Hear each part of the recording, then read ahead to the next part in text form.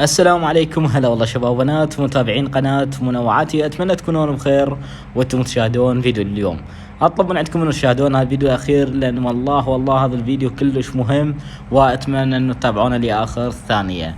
اليوم الصفحة التابعة للقوات العراقية نشرت هذه الصورة وهذه العبارات: السجن مدى الحياة بحق مؤذن جامع وموظف في الوقف السني في الرمادي.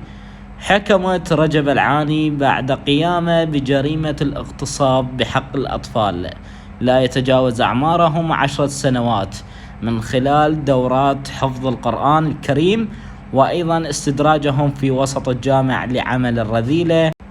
يعني بس تخيلوا هذا الخنزير إلى أي مرحلة وصل، انه يستدرج الاطفال حتى يعلمهم القرآن الكريم، وبالتالي راح يغتصبهم وهو في بيت الله في المسجد. فما نعرف شنو نحكي الصراحة، انصدمنا من شفنا هذا المنشور.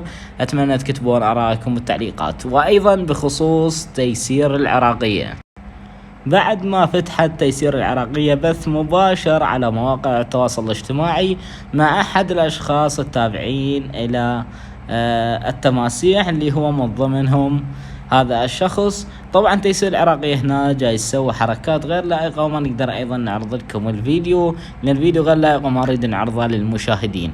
لكن بعد ما انعرض هذا البث المباشر وانتشر بكثرة وهواي ناس انتقدوه، القوات العراقية كانت لها في المرصاد. طبعا بهذه الوثيقة تم منح القوات العراقية أمر قبض وتفتيش بحق تيسير العراقية، ومثل ما مكتوب هذا اسم تيسير فلاح حسن إجزار، الملقبة بتيسير العراقية، محل الأقامة الكرادة، وأيضا كاتبين كل التفاصيل.